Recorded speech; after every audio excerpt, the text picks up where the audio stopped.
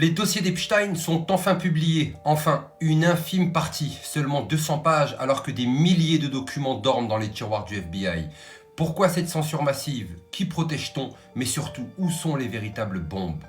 Où sont les vidéos de surveillance des résidences d'Epstein? Où sont les dossiers complets qui exposeraient les politiciens, les milliardaires et même la royauté? Et pourquoi cacher des preuves compromettantes qui pourraient faire tomber l'élite mondiale? Ces fichiers contiennent des révélations troublantes mais sont soigneusement filtrés. Que contient le dossier? Des listes de contacts sans contexte, des carnets de vol qui confirment bien la présence de VIP sur l'île de Jeffrey Epstein et des témoignages qui renforcent ce que l'on savait déjà.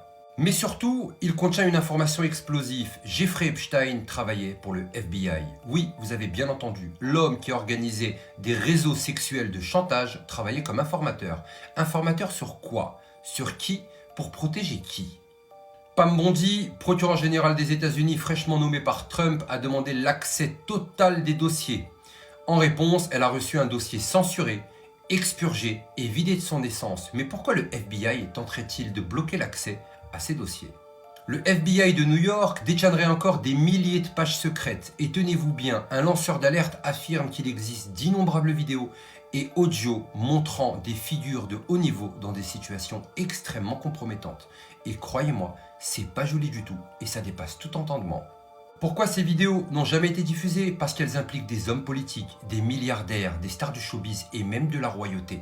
Mais alors, où sont ces vidéos qui filmaient chaque recoin de la résidence de Jeffrey Epstein? Et parlons de Ghislaine Maxwell, la grande organisatrice de ce réseau. Vous saviez qu'elle n'avait même pas été interrogée sur la liste des clients qu'elle fournissait? Saviez-vous que l'ONU lui a accordé un permis d'exploitation sous-marine alors qu'elle est en prison? Mais pourquoi une personne accusée de trafic sexuel sur mineurs aurait besoin d'aller explorer les fonds marins? Mais surtout, Ghislaine Maxwell n'est pas simplement une complice d'Epstein. Son père, Robert Maxwell, était un mania des médias, mais surtout un agent secret avec des connexions très haut placées, notamment avec le Mossad, le MI6 et la CIA. Si Jeffrey Epstein n'était que la façade, Ghislaine Maxwell pourrait être bien la véritable tête pensante. Mais son réseau est-il toujours actif?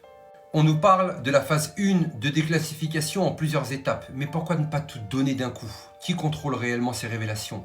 Qui essaye de cacher des choses au public? Et jusqu'où ces ramifications vont-elles? Dites-moi en commentaire, la vérité sortira-t-elle, oui ou non?